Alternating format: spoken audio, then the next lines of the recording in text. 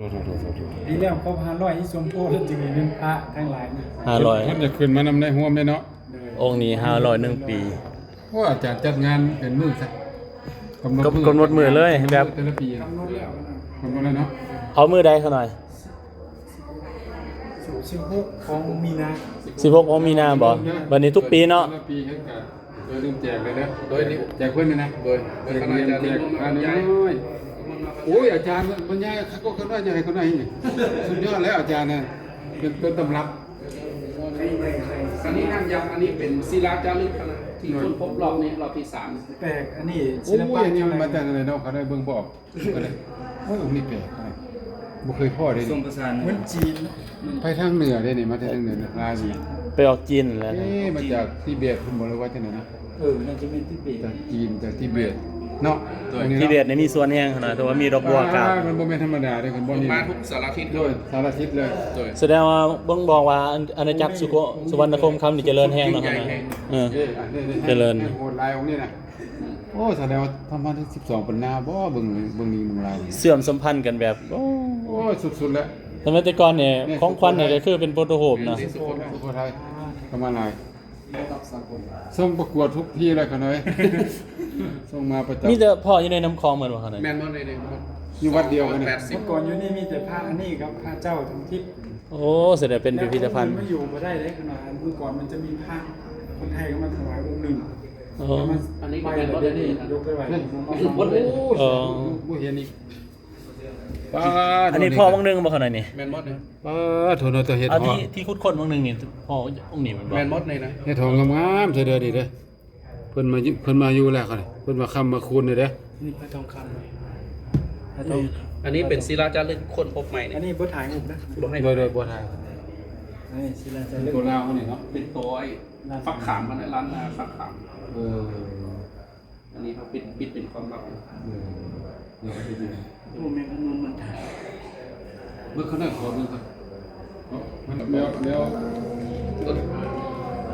โอ้มีแต่แนวแปลกบ่เคยเห็นก็ได้เห็นนะครับบัวจุ่ม องค์หนึงมีเดียวสิ บัวจุ่มครับเจอ เขาโดนเลย อันนี้บาทนั่นบ่นี่ที่คนพบสมิธนี่เนาะใจยังก่อน โอ้สมบูรณ์แบบนะมาคิดเลยมาพูด นี่ศิลปะยังไง ได้ครับนี่ว่าคนถามมาหน้าสุโขทัยกัน แต่มันมีทั้งสร้างลาดและสร้างหลวง ข เขา นา นะ ดอาจจะเป็นด้วยอูทองผู้ไปทั้งหมดเลยโอ้มาครบมาครบเลย นี่คืออย่างไร มาเบิ่งบน อันศิลาศิลาจารึกเพิ่นบ่ให้ถ่ายรูปเพิ่นก็เลยปกปิดไว้ตอนนี้เพราะว่ายังเพิ่นยังสิ คนขวาอยู่ ค้นคว้าอีกทีหนึงแต่ว่าศิลาตัวนี้เพิ่นค้นพบใหม่ๆล่าสุดเนาะแต่เพิ่นบ่เพิ่นบ่ให้เพิ่นบ่อนุญาตให้การถ่ายฉะนั้นเฮาก็เลยบ่เห็นสิ่งใดที่เพิ่นอนุญาต อยู่เอาเลยอย่างเกี่ยวกับประเทศข้างล่าง โดย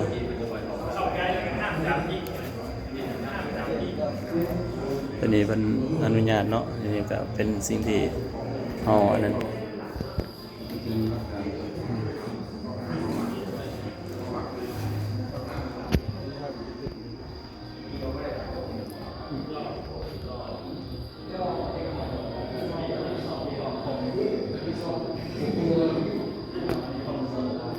พุทธรูปแบบโอ้เฮา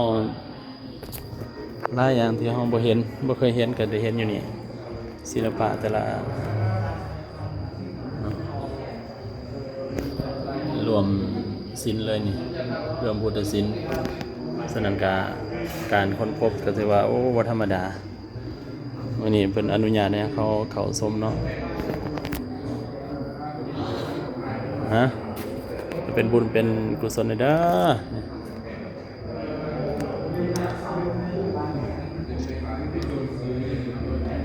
โดยเฉพาะนี่พุทธรูป